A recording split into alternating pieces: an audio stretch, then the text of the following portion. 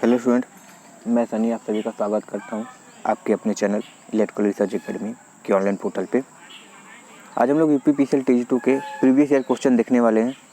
ठीक है, किस टाइप के क्वेश्चन पूछे गए थे और किस लेवल के क्वेश्चन पूछे गए थे। ठीक है, तो सेशन पसंद आए बाबू तो इसको लाइक कर दो, शेयर कर दो और चैनल पर नए हो तो सब्सक्राइब जरूर कर लेना। ठीक है, और ये सब क्वेश्चन तो पक्का देख के जाना जी, क्योंकि कहीं ना कहीं इस बार भी इन्हीं सब में से कुछ ना कुछ चिपकेगा जरूर। ठीक है, और कॉपी पेस्ट करना सीख लो क्योंकि कंप्यूटर भी आ रहा है। ठीक है ना, और कंप्यूटर की क्लास तो डेली चली रही है MCQ। ठीक है, जो कि सारे इंपॉर्टेंट है। तुम यूथ की बुक से मिला होगे या फिर तुम प्रीवियस ईयर कहीं से भी पेपर उठा कर देखोगे तो यही सब क्वेश्चन कंप्यूटर के भी पूछे गए हैं जो सीरीज चल रही है। ठीक है, तो उसको भी ध्यान से देखा करो अगर सिलेक्शन चाहिए तो, नहीं तो 2 साल बाद फिर वैकेंसी आएगी ही 2 साल बाद, तो फिर 2 साल का इंतजार करो। ठीक है ना, चलो पहला क्वेश्चन देखते हैं कि वोल्टेज ग्रेडिंग में 650 वोल्ट से 33 वोल्ट के बीच की सीमा को क्या कहा जाता है। ठीक है, देखो 650 से 33 के बीच तक की है। देखो एक्चुअली यहाँ पे हमको कुछ गलत लग रहा था क्वेश्चन। ठीक है, हो जाए, हाँ ठीक है, हमको ये 650 वोल्ट, सॉरी कितनी है, 650 वोल्ट से 33 kV है। देखो एक्चुअली जो 33 kV होती है ना, देखो 11 kV तक होती है, याद रखना तुम्हारी होती है ST लाइन। ठीक है, 33 kV तक होती है सुपर टेंशन लाइन। ठीक है, 66 kV तक होती है तुम्हारी एक्स्ट्रा हाई टेंशन। फिर 132 kV तक होती है तुम्हारी एक्स्ट्रा सुपर टेंशन। ठीक है, और 132 के ऊपर होती है extra high super tension cable. ठीक है, तो यहाँ पे ये जो लिखा है कि 33 kV कितना है, तो अति उच्च वोल्टेज, क्योंकि उससे अधिक ऑप्शन सुपर टेंशन हमको मिल नहीं रहा है, तो हमारे हिसाब से ये ऑप्शन ए होना चाहिए था। ठीक है, मगर इसने ऑप्शन सी दिया है, देख लो कैसे दिया है। ठीक है, क्योंकि हाई वोल्टेज 11 kV तक होता है। ठीक है, याद रखना। ठीक है ना, चलो आगे बढ़ते हैं, नेक्स्ट क्वेश्चन देखते हैं। मोटर में स्टार्टर कितने प्रकार के होते हैं। देखो मोटर तो बहुत टाइप के हैं, मगर ये DC मोटर की बात की है तो DC मोटर में भी 3 प्रकार के होते हैं। कौन कौन से, 2 पॉइंट, 3 पॉइंट, 4 पॉइंट। ठीक है, 2 पॉइंट किसके लिए, DC सीरीज मोटर के लिए। 3 पॉइंट किसके लिए, DC शंट मोटर के लिए और कंपाउंड मोटर के लिए भी होता है। और जो 4 पॉइंट है वो भी DC शंट और कंपाउंड मोटर के लिए होते हैं, मगर 4 पॉइंट वहाँ पे ज़्यादा यूज़ करते हैं जहाँ पर स्पीड का रेगुलेशन यानी स्पीड का विचलन ज़्यादा होता है। ठीक है, तो इसलिए कितने प्रकार के होते हैं, 3 प्रकार के होते हैं। वैसे 3 फेज इंडक्शन मोटर में भी 3 ही प्रकार के होते हैं, DOL, star delta, auto transformer. ठीक है ना, चलो अगला क्वेश्चन देखो। आमतौर पर 3 फेज स्क्वायरल केज मोटर का पूर्ण भार करंट कितना होता है। ठीक है, आमतौर पर 3 फेज स्क्वायरल केज प्रेरण मोटर का पूर्ण भार करंट कितना होता है। तो देखो जितना HP होता है उससे लगभग 1.5 गुना होता है, याद रखना। ठीक है, अगर करंट की बात बोलता है तो स्टार्टिंग करंट का यानी प्रारंभिक करंट का, क्या लिख रहे हैं ये, इसको हटाते हैं। ठीक है, यानी फुल लोड जो करंट होता है लगभग उसका 7 गुना करंट कितना लेता है स्टार्टिंग में, अगर करंट से कंपेयर करते हैं तब। ठीक है, और अगर वैसे कंपेयर करते हैं HP के हिसाब से तो लगभग 1.5 गुना होता है। ठीक है, HP का 1.5 गुना होता है, याद रखना। ये दोनों क्वेश्चन अलग अलग हैं। ठीक है, तो 7 गुना मत खोजना। अगला क्वेश्चन देखो। AC वाइंडिंग के अंतराल करक के अनुपात में होता है। AC वाइंडिंग के अंतराल यानी जो पिच फैक्टर होता है वो क्या होता है। तुमको पता है कि सर जी पिच फैक्टर एक्चुअली कुछ नहीं होता है, इसको एक तरीके से कहें तो ये भी होता है, पिच फैक्टर बराबर नंबर ऑफ स्लॉट बटे नंबर ऑफ पोल। ठीक है, तो इसमें इस तरीके से दिया है, ये भी पिच फैक्टर ही होता है, KP ही होता है। ठीक है, पिच फैक्टर, मगर जब इस तरह से करता है इसको, जब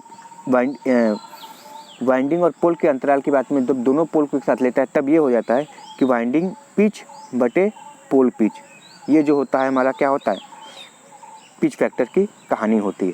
ठीक है, फुल वेव बोल रहे हैं, फुल पिच वाइंडिंग के लिए वाइंडिंग अंतराल यानी वाइंडिंग पिच और पोल पिच दोनों समान हो जाते हैं। ठीक है, इसलिए उसकी वैल्यू कितनी आने लगती है पिच फैक्टर की, 1। ठीक है, इसलिए वैल्यू बनाती है। ठीक है ना, तो कंफ्यूज मत होना। चलो अगला क्वेश्चन देखते हैं, क्वेश्चन नंबर 5।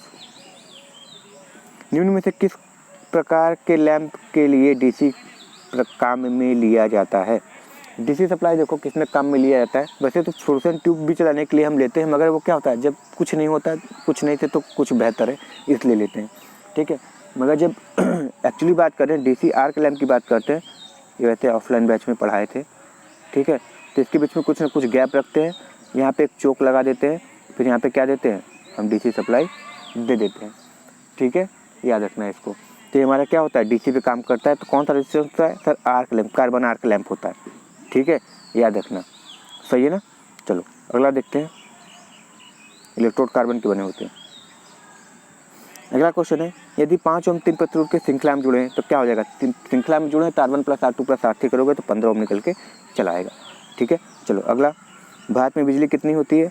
50 हर्ट्ज की होती है, ठीक है। चलो आगे देखते हैं। टेकोमीटर क्या माप सकता है?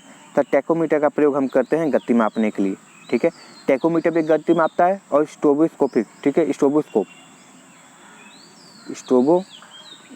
जो यंत्र होता है वो भी हमारे क्या करता है? गति ही मापता है, ठीक है। तो दोनों इसी का प्रयोग करते हैं। अगला देखो, जब लोहे का क्षय और तांबे का क्षय बराबर हो, यानी आयरन लॉस और कॉपर लॉस बराबर हो, तो उस समय दक्षता कितनी होती है? तो पूर्ण नहीं बोलना चाहिए था, अधिकतम दक्षता होती है, ठीक है। उस ट्रांसफार्मर की अधिकतम दक्षता होती है, सही है। चलो अगला देखते हैं। PI = PC की बात बोल रहा था वो। वेव बाइंडिंग में समानांतर पथों की संख्या कितनी होती है? तो सर वेव बाइंडिंग में समानांतर पथों की संख्या पोल के पथों के, सॉरी ये तो लैप में होता है। वेव में पूछा है तो लैप में होता है A = P हो जाता है, ठीक है। समानांतर पथों में बात कर रहे हैं किसमें? वेव लैप में। और जब वेव की बात करते हैं तो A = 2 लिखना पड़ता है। और इतने ही के बराबर कितनी होती है? पोल की भी संख्या होती है, किसमें? हमारे वेव बाइंडिंग में। सॉरी यहाँ पे गलती, ये यहाँ पे नहीं, ये जितने समानांतर पथ उतने पोल, और यहाँ पे A = 2 लिख देते हैं, इसलिए ऑप्शन 4 सही हो जाएगा। चलो अगला देखो, फ्लोरेसेंट लैम्प में इस्तेमाल होने वाले इलेक्ट्रॉनिक चोक का पावर फैक्टर कितना होता है? ठीक है, तो चोक का पावर फैक्टर कितना होता है? लगभग 0.9 होता है, इसलिए 98% लिख दिया, ठीक सही है। यानी लगभग 1 पावर फैक्टर होता है। समझ सकते हो कि कितनी इंपॉर्टेंट चीज़ है इलेक्ट्रॉनिक चोक, ठीक है ना। तो लगभग 0.9 पावर फैक्टर होती है किसकी? फ्लोरेसेंट लैम्प की, सही है।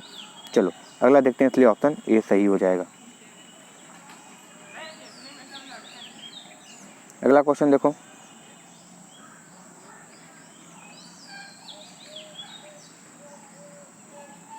किसकी बात बोला है कि एक ब्रिटिश अश्व शक्ति यानी हार्स पावर में किसके बराबर होती है? मीट्रिक नहीं बोला है, ब्रिटिश बोला है, ठीक है। मीट्रिक बोलता तो ऑप्शन बी हो जाता 735, ठीक है। अगर मीट्रिक बोलता तो ये हो जाती, मगर ब्रिटिश बोला इसलिए 746 वॉट हो जाएगा, ठीक है। याद रखना इसको। एमएमएफ का फुल फॉर्म क्या होता है? सर एमएमएफ का फुल फॉर्म वही होता है जो कि इलेक्ट्रिक सर्किट में ईएमएफ का होता है, मतलब उससे सेंसिबल ले रहे हैं, वही यूनिट नहीं होता है। तो इसकी यूनिट क्या हो जाती है? मैग्नेटोमोटिव फोर्स इसकी फुल फॉर्म हो जाती है। जैसे उसमें ईएमएफ क्या हो जाता है? Electromotive force. अगर यूनिट की बात करें तो सर यूनिट हमारी हो जाती है एम्पियर टर्न, ठीक है। याद रखना है इसको। चलो नेक्स्ट क्वेश्चन देखो, BIS के अनुसार फर्श के छत के पंखे की न्यूनतम ऊंचाई कितनी होनी चाहिए? देखो न्यूनतम ऊंचाई लगभग 2.5 होनी चाहिए, ठीक है। अधिकतम 3, या कहीं कहीं न्यूनतम ऊंचाई 2.25 भी दिया रहता है और अधिकतम 3 दिया होता है। तो मिला लो कौन सा मिल रहा है? तो ऑप्शन बी मिल रहा है, तो ये सही हो जाएगा, ठीक है। चलो अगला क्वेश्चन देखते हैं। मापक यंत्रों में बाल कमानी यानी जो स्प्रिंग बोलते हैं, हेयर स्प्रिंग जिसको बोलते हैं, तो हेयर स्प्रिंग किसकी बनी होती है? जिससे हम क्या करते हैं, जिससे हमारा काम होता है कंट्रोलिंग टॉर्क देना, ठीक है, सही है। तो जो कंट्रोलिंग टॉर्क देते हैं वो किससे मिलता है? तो हमारा कंट्रोलिंग टॉर्क मिलता है फॉस्फर ब्रॉन्ज की हेयर स्प्रिंग वाली चीज़ से, ठीक है। तो याद रखना है इसको। चलो अगला देखो, पूछा क्या है, सीसा एसिड बैटरी यानी लेड एसिड बैटरी में इलेक्ट्रोलाइट स्तर बनाए रखने के लिए किस पानी का उपयोग करते हैं? जिससे क्या होता है, बोलते हैं कि सेडिमेंटेशन ना हो, ठीक है। सेडिमेंटेशन दूर करने के लिए किसका प्रयोग करते हैं? सर डिस्टिल वाटर का प्रयोग करते हैं। किसका? Distil water. आर पानी नहीं पाए, आर पानी पीते हैं, डिस्टिल वाटर का प्रयोग हम करते हैं, ठीक है। चलो अगला क्वेश्चन देखो, green knob L series MCB का किसके लिए प्रयोग प्रभावी ढंग है? ठीक है, तो याद रखना, एक होता है L सीरीज, होता है G सीरीज, होता है, ये सारी चीज़ होती हैं। तो जैसे G सीरीज होता है, G सीरीज MCB होता है, तो किसके लिए होता है? इंडक्टिव लोड के लिए होता है, ठीक है। एल सीरीज किसके लिए होता है, तो रेसिस्टिव सर्किट के लिए होता है, ठीक है। तो यहाँ पे एल का पूछा है इसलिए लाइटिंग सर्किट सही हो जाएगा, ठीक है। जी सीरीज और जैसे एल सीरीज किसके लिए होता है, लाइटनिंग सर्किट के लिए हो गया, गीज़र के लिए हो गया, नाइक्रोम के लिए हो गया, इन सब के लिए प्रयोग किया जाता है, ठीक है। और जो जी सीरीज होता है वो इंडक्टर हो गया, ट्रांसफार्मर जैसे ये सब हो गए, उन सब के लिए प्रयोग किया जाता है, ठीक है। तो याद रखना। चलो अगला क्वेश्चन देखो, 3 फेज वाले मोटर स्टार्टर में पुश बटन कहाँ जुड़े जाते हैं। देखो जितने भी नियंत्रक कॉइल होते हैं, याद रखना हमेशा, जितने भी लगभग 90% की बात करते हैं, जितने भी कंट्रोलिंग या फिर फॉल्ट को सुधारने वाली युक्तियाँ होती है हमेशा सीरीज़ में लगाई जाती हैं, ठीक है। किसमें, सीरीज़ में। तो नियंत्रण सीरीज़ के नियंत्रण परिपथ की श्रृंखला में लगे होते हैं, ठीक है। याद रखना किसके, सीरीज़ में लगे होते हैं, सही है। चलो अगला क्वेश्चन देखो, केबल के जोड़ों के लिए लक्स किस सामग्री से बने होते हैं। लक्स देखो, लक्स किसके बने होते हैं, वो देखो एल्युमिनियम के भी बन सकते हैं, तांबे के भी बन सकते हैं, और बनाओ तो चांदी के भी बन जाएंगे और वो सोने के भी बन जाएंगे, कोई दिक्कत नहीं। हम ऐसे ही चीज़ का बनाते हैं जो हम चालक के रूप में प्रयोग कर सकते हैं, तो इन्हीं सब का प्रयोग करते हैं। और इस लग को सही लगाने के लिए हम किसका प्रयोग करते हैं केबल में, तो सर याद रखना एक टूल का नाम होता है क्रिम्पिंग टूल, ठीक है। क्रिम्पिंग टूल बहुत ज़्यादा पूछा था कि क्रिम्पिंग टूल का यूज़ क्या होता है, तो यही यूज़ होता है, ठीक है। चलो अगला क्वेश्चन देखो, ACSR का फुल फॉर्म पूछा है, तो ACSR का फुल फॉर्म सर एक ही होता है, एल्युमिनियम कंडक्टर स्टील रेनफोर्स, सही है। चलो अगला क्वेश्चन देखो, क्या बोला है, 1.5 वोल्ट के 6 सेल श्रृंखला में जुड़े हुए हैं लेकिन एक सेल विपरीत दिशा में जुड़ा हुआ है, तो कितने हो जाएंगे, यही बताना है। चलो पहले अगर टोटल अगर कोई विपरीत उपरीत की कहानी नहीं बोला होता, बस सिंपल ये बोला होता है कि 6 सेल श्रृंखला में जुड़े हैं, तो कितने जाते हैं, 6 गुणे 1.5 कितने हो गए, अरे हमारे ये 9 वोल्ट हो गए, ठीक है। मगर देखो ये 2 सेल क्या हुए हैं, उल्टे जुड़े हुए हैं, ठीक है। एक सेल है ना, कोई दिक्कत नहीं। देखो मान लो ये एक सेल है ऐसे जुड़ा हुआ है, ये सभी ऐसे जुड़ते हुए आ रहे हैं, मगर एक सेल क्या हो गया, ऐसे जुड़ रहा है, मगर एक सेल क्या हो गया, उल्टा जुड़ गया। अब देखो ये क्या करेगा, ये 1.5 वोल्ट तो उल्टा है ही, प्लस इस 1.5 वोल्ट इसकी भी पावर को खपत कर देगा, यानी ये 1.5 वोल्ट इधर से गया, 1.5 वोल्ट इधर से गया, ये दोनों आपस में क्या हो जाएंगे, खत्म हो जाएंगे, इन सब का कोई अस्तित्व नहीं होगा। बचा कितना, ये 3 वोल्ट वाला। उसी तरह 3 वोल्ट, 2 तो और लगे होंगे, तो 3 ये हो गया और 2 और लगे होंगे, वो 6 हो गया, क्योंकि ये 2 तो खत्म हो गया आपस में कैंसिल आउट करके, तो कितना हो जाएगा, 6 वोल्ट हो जाएगा, सही है। चलो अगला क्वेश्चन देखो,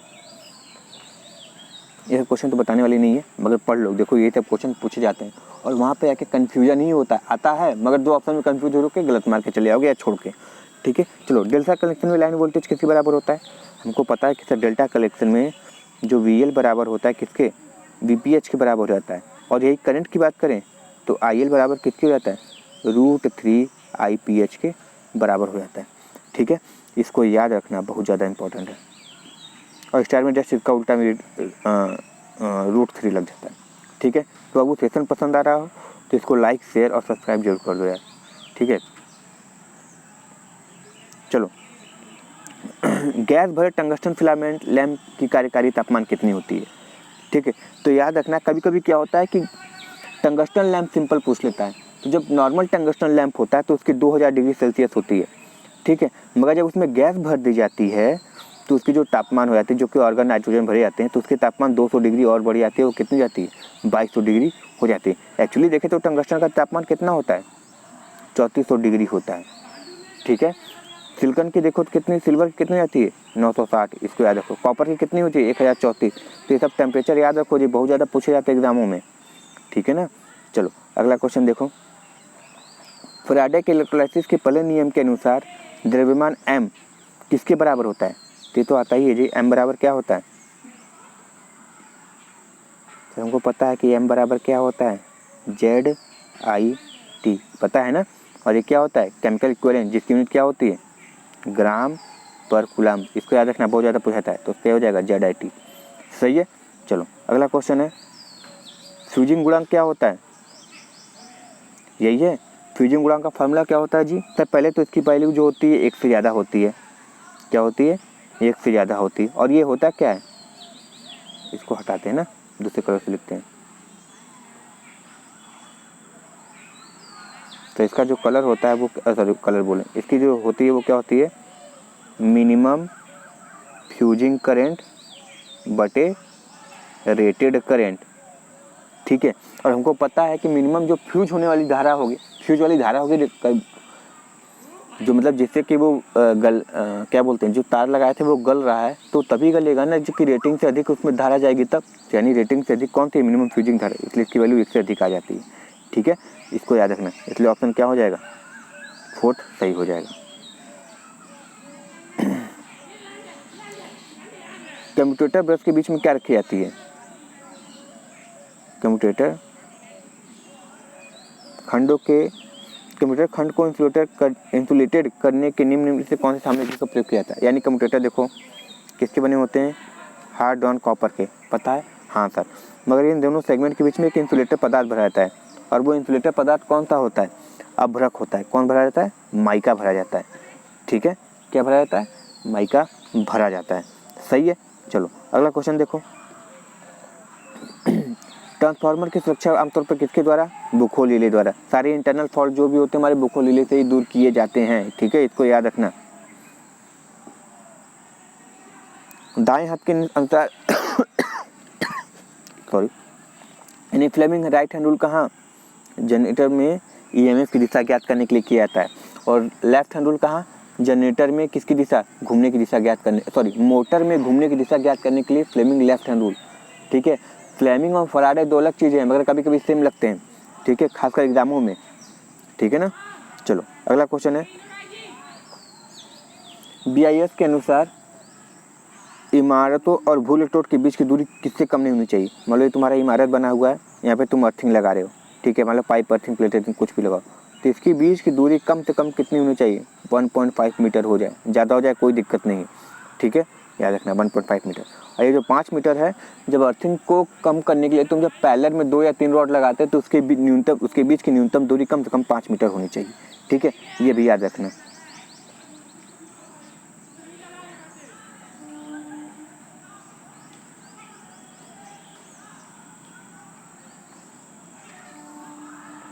हाँ देखो, कार्बन टेट्राक्लोराइड, हेलोन, CCl4 सभी एक ही नाम है, ठीक है। ये जो अग्निशामक है वो किसके लिए प्रयोग करते हैं, तो सर ये जो अग्निशामक है हम हमेशा बिजली की आग बुझाने के लिए प्रयोग करते हैं, ठीक है, सही है, इसको याद रखना। ये आग किस कैटेगरी में आती है, तो सर ये क्लास C कैटेगरी में आती है, इसको याद रखना। बहुत लोग क्लास D में मारेंगे, मगर क्लास C कैटेगरी की होती है, ठीक है। चलो आगे बढ़ते हैं,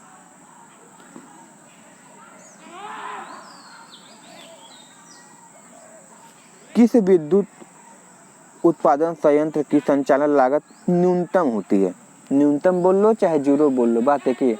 तो ऐसा कौन सा पावर प्लांट है जिसकी न्यूनतम लागत होती है, तो सही मेरा होता है हाइड्रो इलेक्ट्रिक, क्योंकि पानी फ्री में मिलता है, बस उसको रोकने का खर्च लगता है, ठीक है। ऑपरेटिंग कॉस्ट जो आता है, मगर सही बोल रहे हैं, जो इनिशियल लागत होती है जो बनाने में खर्च आता है डैम में, बस उसी का लगता है, ऑपरेटिंग लागत कुछ नहीं लगती है, ठीक है। हाँ वो टरबाइन जनरेटर तुम उसका क्या करो, मेंटेनेंस करो, अलग कहानी, मगर सबसे सस्ता तुम्हारा हाइड्रो इलेक्ट्रिक होता है, ठीक है।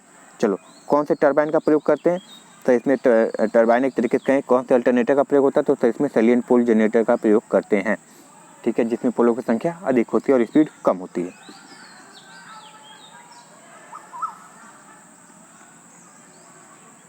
मितोपयोजित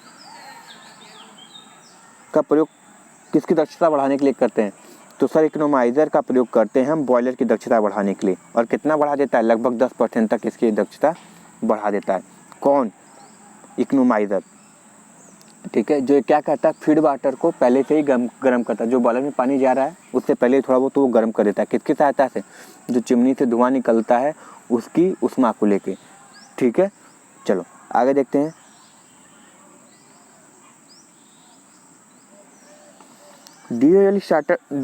डीसी मोटर स्टार्टर का प्रयोग किस लिए किया जाता है, यानी डीसी मोटर में स्टार्टर का प्रयोग क्यों किए, फिर वही कहानी, सर प्रारंभिक धारा को सीमित करने के लिए।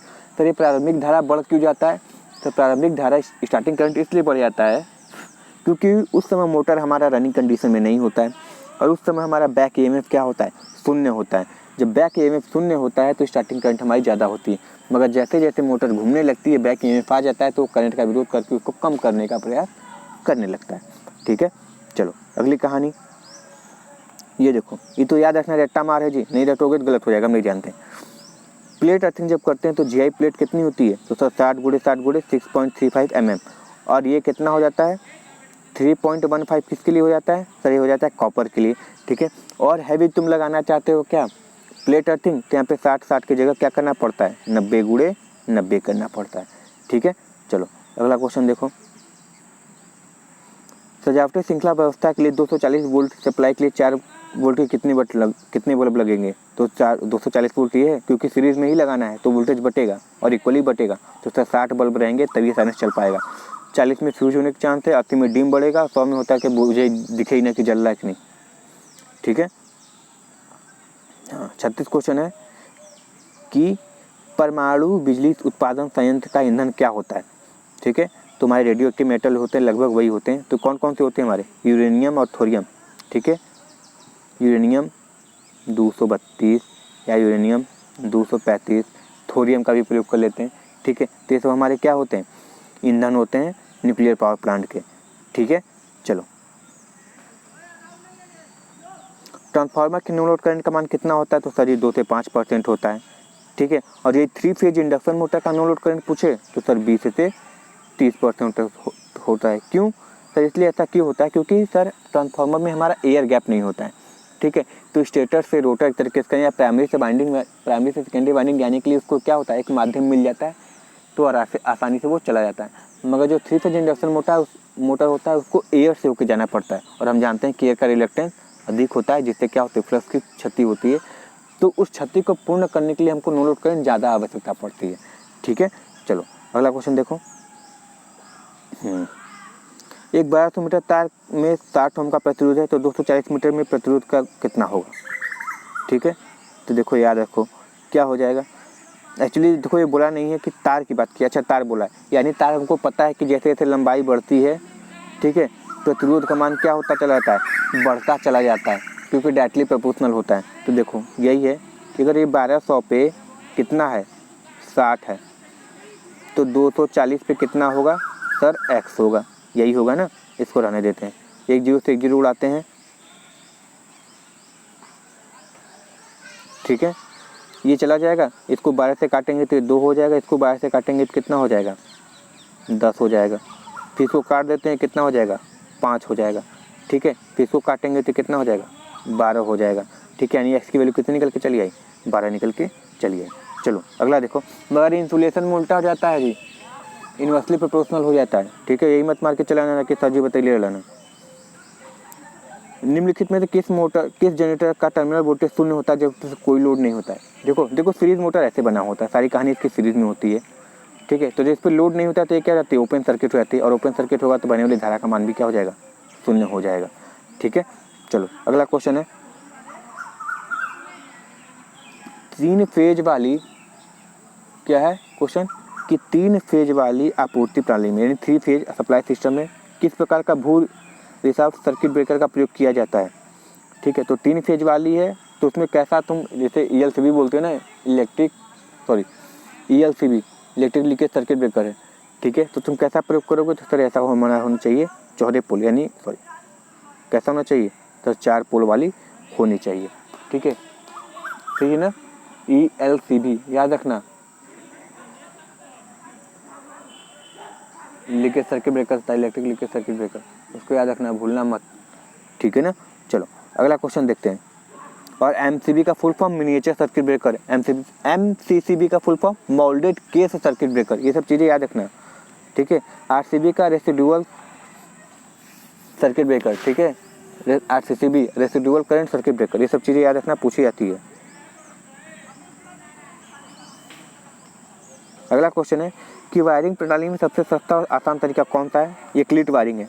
जब हम भवन बनवा रहे होते हैं तो शुरुआत में काम चलाओ के लिए इसका प्रयोग करते हैं, कहीं भी किला ठोक के लटका दिए, ठीक है। चलो अगला देखो, तो सबसे महंगी होती है हमारी कंडक्ट का कंसील्ड वाली। 3 फेज आपूर्ति प्रणाली में न्यूट्रल पॉइंट कनेक्शन किसमें से उपलब्ध नहीं होती, तो डेल्टा में हमारी 3 फेज की बात बोल रहा है तो स्टार में तो होती है, मगर डेल्टा में कोई भी न्यूट्रल पॉइंट नहीं होती, ठीक है। चलो अगला देखो, जब शीशा संचायक बैटरी को उच्च करंट से आवेशित या निवेशित किया जाता है तो कौन सा दोष होता है? तो सर ये बकलिंग होता है। इसमें क्या हो जाती है, हमारी प्लेटें टेढ़ा हो जाती है, इसलिए बोलते हैं कि 6 एम्पियर से अधिक पे चार्ज नहीं करना चाहिए और 24 एम्पियर से अधिक पे डिस्चार्ज नहीं करना चाहिए। ठीक है, इसको याद रखना। चलो,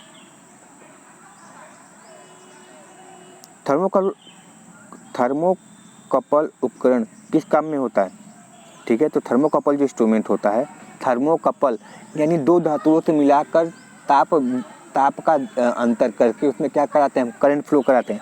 ठीक है, तो थर्मोकपल किस पे काम करता है? तो एक तो हो जाएगा सीबेक इफेक्ट। अगर सीबेक इफेक्ट नहीं दिया है तो क्या बोल देंगे इसको? Piezo electric effect. क्या चीज़? Piezo electric effect. सही है, इसको याद रखना। ठीक है, नहीं तो सीबेक इफेक्ट पे काम करता है। ठीक है, ताप से बिजली बनाना, याद रखना, ताप से बिजली सीबेक इफेक्ट, और बिजली से ताप बनाना हमारा पेल्टियर इफेक्ट होता है। जस्ट ये दोनों आपस में उल्टे होते हैं। ठीक है, चलो अगला।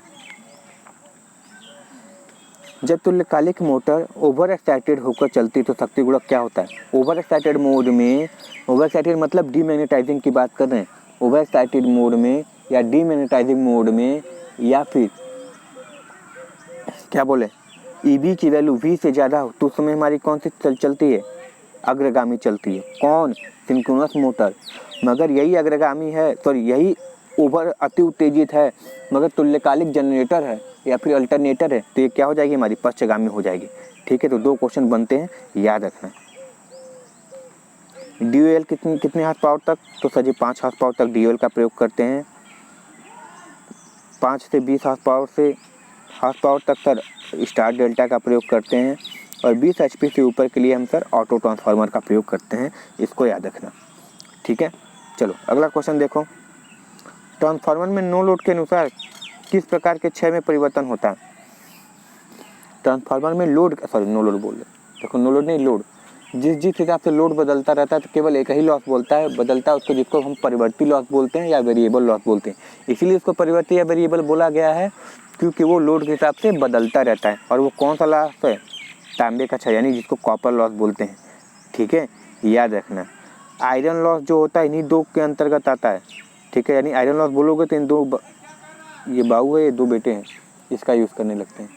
ठीक है ना, समझ में आया? चलो अगला क्वेश्चन देखते हैं। घरेलू उपकरण में तापन तत्व के लिए निम्नलिखित में से किस सामग्री का प्रयोग करते हैं? तापन है तो एक ही प्रयोग करो, क्या दिक्कत है? और वो नाइक्रोम होता है। क्या होता है? नाइक्रोम होता है। ठीक है, कोई दिक्कत नहीं है। चलो अगला देखते हैं, इसको कर लेना, कोई दिक्कत नहीं है। यदि रंगों का अनुक्रम लाल, पीला, भूरा, सुनहरा के क्रम में है तो रंग का कोडित कर दीजिए, क्या होगा?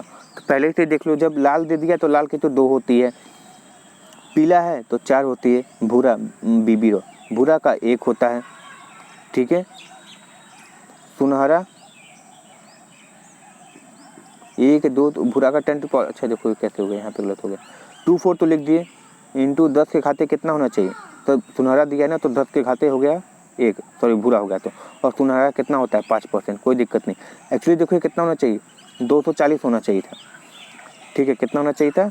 240, क्योंकि भूरा दिया है ना तो BB ब्लैक ब्राउन, हाँ 200 ये होना चाहिए थी, 240 ये गलत दिया है। ठीक है, हम कुछ कर नहीं सकते। ठीक है, या फिर इसको ऐसे लिखा होता है 2 4 इंटू 10 के घाते 1, तब ये सही हो जाता है। ठीक है, मगर 2410 नहीं होगा जी, बहुत ज़्यादा हो जाएगा। और ये टॉलरेंस देखो 5% तो सही है, ये सही है। चलो तो देखो, अगर बाबू क्वेश्चन करा रहे हैं मगर हमको भी कुछ फ़ायदा होना चाहिए ना, और फ़ायदा बस हमारा ये है कि तुम इसको लाइक कर दिया करो, शेयर कर दिया करो, और चैनल पर जो देख कर भाग जा रहे हैं बाबू उसको सब्सक्राइब कर लिया करो। ठीक है, कुछ नहीं जाएगा जी, न तुम्हारा न मेरा कुछ चला जाएगा, मतलब मुझे, ठीक है, खुशी के मारे मेरा ठिकाना नहीं रहेगा, सिर पैर मार लेंगे तो चोट लग सकती है। ठीक है, चलो निम्नलिखित में से कौन सा इंसुलेशन प्रतिरोध परीक्षक है? मैगर क्यों नच रहा है जी? मैगर है। ठीक है, क्योंकि मैगर मेगा ओम में मापता प्रतिरोध, और इंसुलेशन मेगा ओम में ही होता है। मैगर बोल लो, इसका यही काम है। ठीक है, इंसुलेशन का प्रतिरोध फराड ढिमना सभी चीज़ों को मापता है, हाई रेजिस्टेंस मापने के लिए इसका प्रयोग करते हैं। ठीक है, सही है। तो आई होप ये समझ में आ गया होगा। आज यहीं इतना ही क्वेश्चन रहने देते हैं। आगे के क्वेश्चन के लिए बाबू अगर तुमको ये सेशन पसंद आ रहा हो तो इसको लाइक, शेयर और चैनल पे नए हो तो सब्सक्राइब जरूर करो। अगला सेशन नेक्स्ट कल रखेंगे। मिलते हैं नेक्स्ट वीडियो में। और कंप्यूटर सेशन जरूर ज्वाइन करो जी। मिलते हैं नेक्स्ट सेशन में। Thank you very much and all the very best.